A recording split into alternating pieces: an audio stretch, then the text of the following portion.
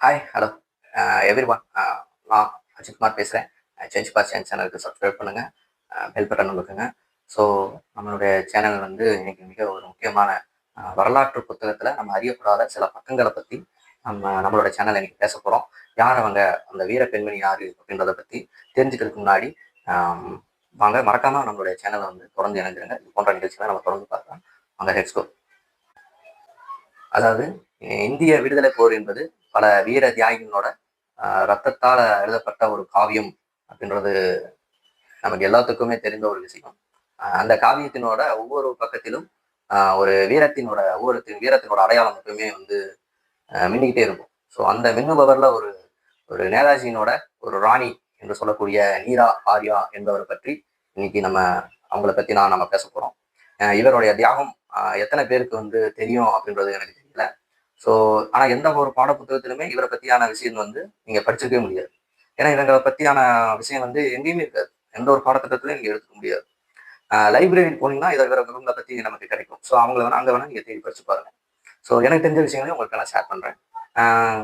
கணவனா தாய்நாடா அப்படின்ற ஒரு ஒரு மிகப்பெரிய ஒரு அக்னி பரீட்சை வந்து அவங்களுக்கு இருக்கக்கூடிய காலகட்டத்தில் நீர ஆரியவனோட வாழ்வுல நேர்ந்த ஒரு ஒரு ஒரு தருணம் எந்த உலகத்துல எந்த ஒரு பெண்மணிக்கும் நடக்கவே கூடாது.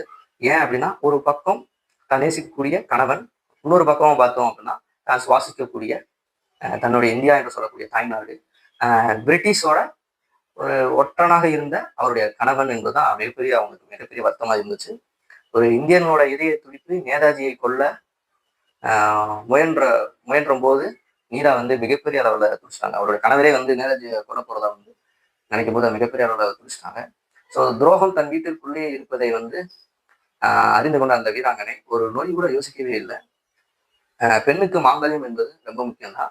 ஆனா அதை விட அந்த பெண்ணுக்கு வாழ்ந்துட்டு கொண்டிருக்கின்ற இந்தியா என்ற சுதந்திரம் அந்த மண்ணுக்கு சுதந்திரம் என்பது மிக அவசியம் என்ற அடிப்படையில ஒரு மிகப்பெரிய ஒரு கர்ஜனையோடு தன் கணவனை வந்து கத்தியாலே குத்தி கொண்டாங்க.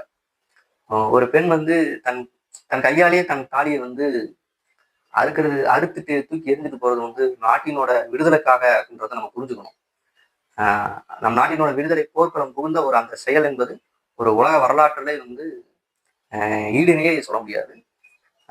அந்தமான் சிறைகள்ல அவங்கள வச்சு பண்ண டார்ச்சர் இருக்கு. அந்த அந்த இருட்டு அறைக்குள்ள வச்சு நீராடு அந்த கொடுமைகள் வந்து கொஞ்ச நேரம் கிடையாது. அந்த கல்லே வந்து அழிஞ்சிரும். அவங்க இருந்த சிறை அந்த சுவரே அழுதுரும். அந்த அளவுக்கு கொடுமை அனுப்பிச்சாங்க. ஆங்கிலேய சிறை காவலர் வந்து அவரிடம் நேதாஜி எங்க இருக்காரு அப்படின்றது கேட்கிறாங்க. கேட்கும்போது அந்த பெண் வந்து மௌனத்தையே வந்து காட்டி சாதிக்கிறாங்க. அதனால ஆத்திரம் அடைஞ்ச அந்த பிரிட்டிஷ் அதிகாரி அந்த பெண்ணுன்னு கூட பார்க்காம ஒரு படுத்த இரும்பு கம்பிய வச்சு அப்படியே அவங்களோட படுத்த காய்ச்ச இரும்பு கம்பிய அவரது மார்பங்களை வந்து அப்படியே அரிச்சு எரிஞ்சிட்டான். எரிஞ்சதுல அப்படியே ரத்தம் வந்து சீறிட்டு போகுது.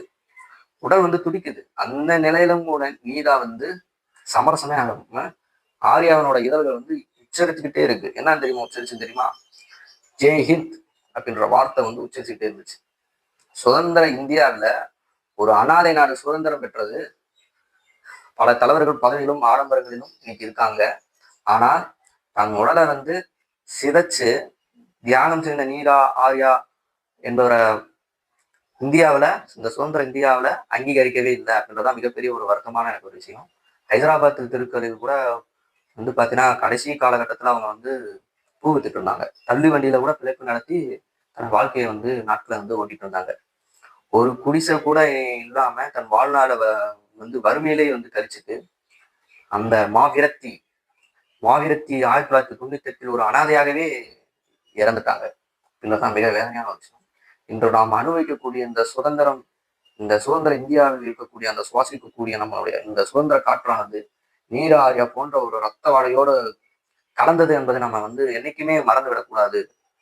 ஸோ தன்னோட உடல் உறுப்புகளை இழந்து, கணவனை இழந்து, வாழ்வாதாரத்தை இழந்து அவர் எதற்காக வந்து அன்னைக்கு போராடினார் என்ற ஒரு கேள்வி நமக்குள்ள எழ வேண்டாமா?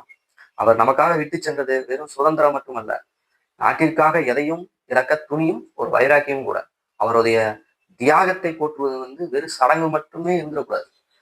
அதை தாண்டி நமது ஒவ்வொருவரோட செயலும் இந்த தாய் நாட்டிற்கு பெருமை சேர்ப்பதாக இருக்கணும் அப்படின்ற அடிப்படையில தான் இந்த விஷயத்தை உங்கள்கிட்ட நான் ஷேர் பண்றேன்.